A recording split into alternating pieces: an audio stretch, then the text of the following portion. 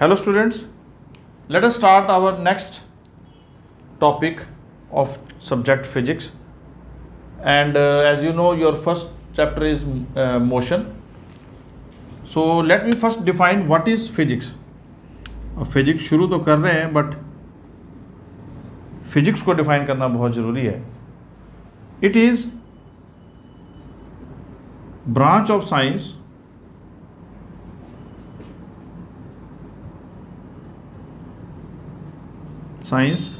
that studies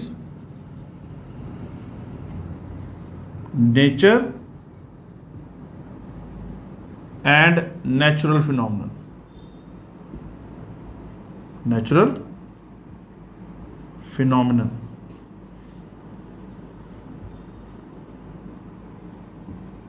बहुत important. तो ये वो ब्रांच है साइंस की जो क्या स्टडी करती है, सिर्फ और सिर्फ नेचर को स्टडी करती है एंड नेचुरल फिनोमेनन. हमारे चारों ओर होने वाले जितने भी, जैसे कि आप the formation of days and night, formation of days and nights, ये भी तो नेचुरल फिनोमेनन है बच्चों. Then we do have rotation, revolution, ये सब पढ़ा है आपने. रोटेशन एंड रेवोल्यूशन, सब ट्विंकलिंग ऑफ स्टार्स, ये सब कुछ जो है इसी में स्टडी करेंगे. बट जैसे ये फिजिक्स धीरे धीरे आगे जो है बढ़ेगी तब आप स्टडी करेंगे. बट क्योंकि आज का हमारा जो टोटली फोकस है वो मोशन पे होगा, तो शुरुआत मोशन से ही करते हैं. व्हाट इज मोशन बच्चों? मान लीजिए हमारे पास एक ऑब्जेक्ट यहां रखा गया और ये मूव करके यहां आ गया. ओके, तो क्या हुआ? इसकी चेंज इन पोजीशन हुई है. Change in position. So change in position is motion, ये याद रखना. बाकी इसको आगे और मॉडिफाई करते रहेंगे, but the main thing is change in position of an object continuously. ये देखो आगे कितनी चीज़ें और ऐड होती जा रही हैं. बट मोशन को अगर आपने बताना है शॉर्ट में व्हाट इज मोशन, तो आप इतना बोल दीजिए चेंज इन पोजीशन. बट इसमें ऐड करेंगे आगे change in position continuously with respect to some stationary object. एक स्टेशनरी ऑब्जेक्ट होगा, उसके लिहाज से ये बार बार अपनी पोजीशन चेंज करेंगे. जैसे कार है, अब उसके हिसाब से अगर आप हाउसेस ले लें या ट्रीज ले लें, वो स्टेशनरी हैं. तो अगर कार मूव कर रही है वो इसलिए उसकी पोजीशन में चेंज हो रहा है from one position to another position. इसको हम जनरली इसको हम बोलेंगे initial position. This is called initial position. Initial position and this is called, बोलो, फाइनल पोजीशन. ये अलग बात है कि हम बाद में इसको और डिस्कस करेंगे कि क्या ऑब्जेक्ट, ये भी लॉ है एक, कि कोई भी ऑब्जेक्ट तब तक यहाँ से मूव नहीं करता जब तक यहाँ से हम कोई फोर्स ना अप्लाई करें. दैट विल स्टडी जैसे जैसे आगे बढ़ेंगे. ये आपका नेक्स्ट चैप्टर है फोर्स. अभी सिर्फ हम फोकस करने वाले हैं मोशन पर. So what is motion? It is the change in the position of an object continuously with reference या with respect to a stationary object. और वो स्टेशनरी ऑब्जेक्ट मैंने आपको बता ही दिए हैं. वो स्टेशनरी ऑब्जेक्ट जो है, अगर एक कार मूव कर रही है उसके लिहाज से वो आसपास की बिल्डिंग्स हैं या फिर ट्रीज हैं, ये सब स्टेशनरी होंगे. What is this when the object move from one position to another? This is called distance. देखिए डिस्टेंस और एक होता है डिस्प्लेसमेंट. क्या फर्क है दोनों में? ओके, पहला तो यही है, आपको बता देता हूं मैं आपको. इनकी डेफिनेशन अगर स्टडी करें, what is distance? distance is the actual path covered by an object. And what is displacement? It is the shortest path between the initial and the final position. अगर हम कोई एक ड्रंकर्ड पाथ ले लें, मान लीजिए हमारे पास कोई एक ड्रंकर्ड पाथ है, कोई भी शराबी के द्वारा तय किया गया रास्ता, और वो ए से बी गया, फिर सी, फिर डी, फिर ई और फिर एफ. अगर मैं आपसे पूछ लूँ कि इसका डिस्टेंस ट्रैवल क्या होगा, तो आपको सारा ही ऐड करना पड़ेगा. डिस्टेंस में सारा ही आ जाएगा आपका, A B C C D D E F. और अगर मैं आपसे पूछूं डिस्प्लेसमेंट क्या है, तो आप सिर्फ ए को एफ से जोड़ देंगे, ये डिस्प्लेसमेंट है. तो A F is the displacement in this case. और भी एग्जांपल लेते हैं. ओके, सो डिस्टेंस मैंने आपको बताया सबका सम होगा, और जो डिस्प्लेसमेंट है वो इनिशियल और final position, this is initial position and this is the final position, दोनों को जोड़ दिया जाएगा तो आपके पास जो है आंसर आ जाएगा. बहुत सारे एग्जांपल्स हैं हमारे पास. एक और एग्जांपल लेता हूं आपके लिए सो दैट आपको कंसेप्ट क्लियर हो जाए. मान लीजिए a man travels from point A to some point B, और वहां से फिर वो वापस आता है पॉइंट सी. तो इसके द्वारा तय किया गया जो डिस्टेंस है वो ये 5 किलोमीटर है, और ये 3 किलोमीटर है. ओके, और इसको हम यहां से ज्वाइन कर देते हैं.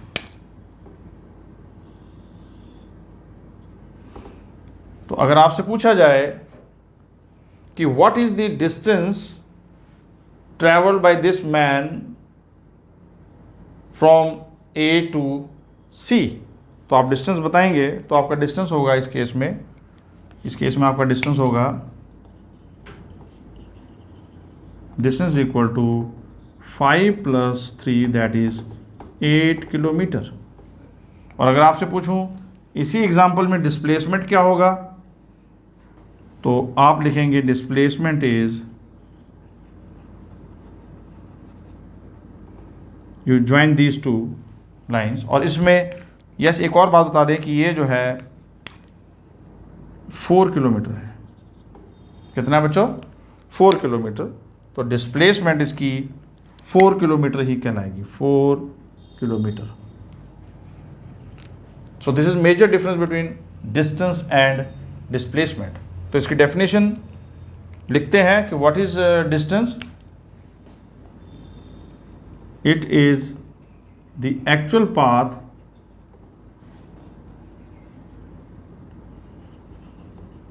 covered by an object. And what is this? It is the shortest path between the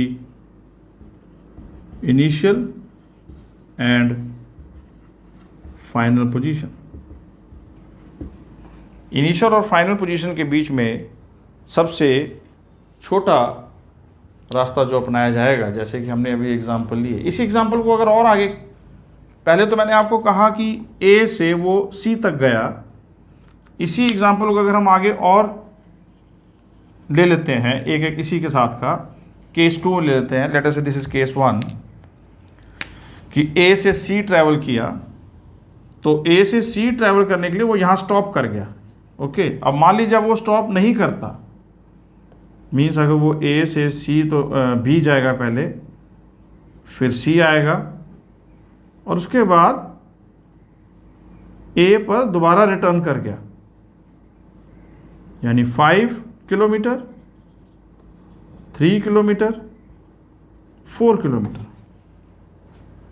okay, अब बताइए इसके द्वारा ट्रैवल किया गया डिस्टेंस कितना होगा और डिस्प्लेसमेंट कितना होगा. तो आप देखिए इस केस में डिस्टेंस जो है वो 5 + 3 + 4 हो जाएगा, which is equal to 12 kilometre.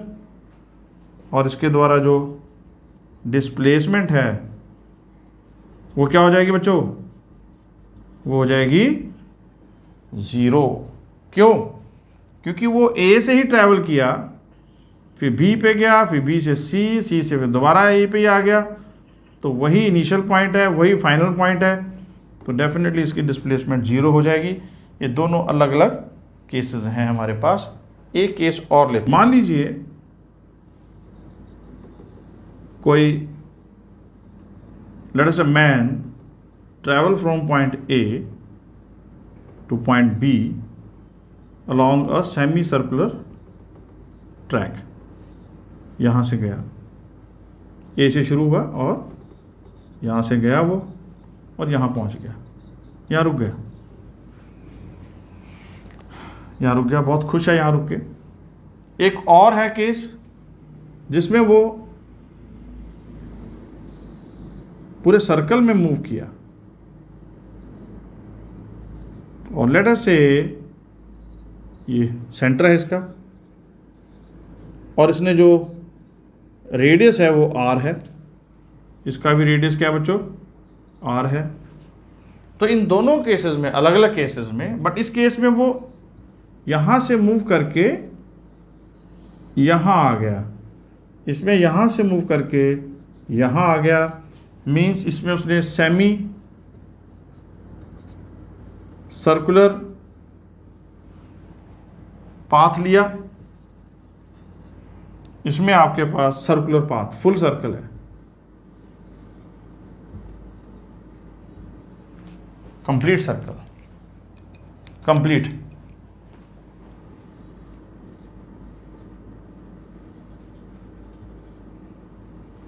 सो इसके द्वारा यहां आपको पता लगाना पड़ेगा डिस्टेंस कितना है, डिस्प्लेसमेंट कितना है बच्चों, पता लगाइए आप, और यहां डिस्टेंस कितना है, और यहां पर डिस्प्लेसमेंट कितना है। These are two different cases. So जब ये यहां से यहां ट्रैवल करेगा तो इसके द्वारा तय किया गया डिस्टेंस वो होगा, आपको मालूम है जब आप अलोंग दी सर्कल जाते हैं तो what is the circumference of the circle, 2 pi R. अब क्योंकि इसने हाफ किया है तो इसके द्वारा डिस्टेंस ट्रैवल क्या होगा बच्चों, पाई आर। इस केस में क्या हो जाएगा, शॉर्टेस्ट इनिशियल और फाइनल के बीच में, तो वो ऐसे ट्रैवल करेगा, वो अलोंग नहीं जाएगा, वो ऐसे ट्रैवल करेगा इधर को, तो यहां पहुंच जाएगा हैप्पीली। सो इसमें ऐसे किया, इसने ऐसे किया, ये छोटे रास्ते से गया तो डांसिंग मोड में आ गया, ये थोड़ा यहाँ से गया, थोड़ा सा लॉन्ग पड़ गया रास्ता उसको। बट याद रखना, there is no shortcut for success. ये शॉर्टकट यहाँ से लगा के खुश तो हो रहा है, आप लोग खुश मत होना, क्योंकि कामयाबी के लिए कोई छोटा रास्ता नहीं होता, हमेशा हार्ड वर्क करना होता है। सो डिस्प्लेसमेंट, तो it's better if you go, यहाँ पूरा घूम के जाएं, आपको ज़्यादा अनुभव मिले, ज़्यादा एक्सपीरियंस मिले। सो डिस्प्लेसमेंट इस केस में बच्चों क्या होगी, r plus R which is equal to what, 2r। यहाँ आ जाइए, यहाँ डिस्टेंस जो है वो टोटली आप 2 पाई r ही लिखेंगे, बट डिस्प्लेसमेंट यहाँ जो है वो क्या हो जाएगी, बोलिए 0 हो जाएगी। क्यों 0 हुई है बच्चों, क्योंकि वो उसी पॉइंट से चला और उसी पॉइंट पे आके वो रुक गया, यही सेम। तो उसके बीच में कोई डिस्टेंस तो कोई बीच में इनिशियल और फाइनल पोजीशन के बीच में डिस्टेंस रहा ही नहीं कोई, तो इसलिए इसका डिस्प्लेसमेंट जो है वो क्या हो जाएगी, 0। This is major difference between distance and displacement. एक इनकी डेफिनेशन, दूसरा कैसे इनको फाइंड आउट किया जाता है, और तीसरा जो इंपॉर्टेंट बता रहा हूं कि जो डिस्टेंस है इसके पास ओनली मैग्नीट्यूड होता है। Distance has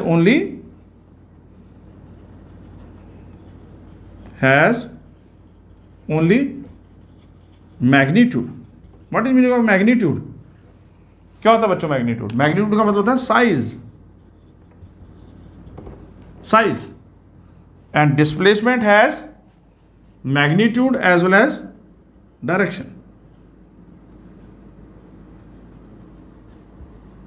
has magnitude and direction. So those physical quantities, यहां पर आपको एक चीज और सीखने को मिल गई और वो है what are scalar and vector quantities. यहां पर एक चीज और इंट्रोड्यूस हो गई, what are scalar and vector quantities. ये देखिए यहां scalar quantities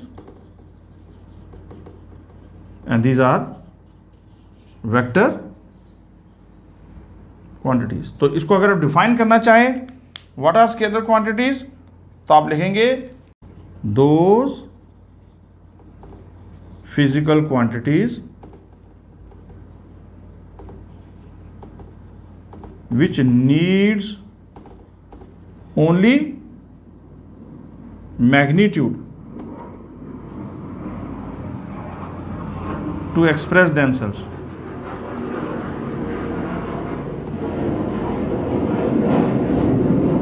And what about vector quantities? Those physical quantities which need both magnitude and direction to express themselves।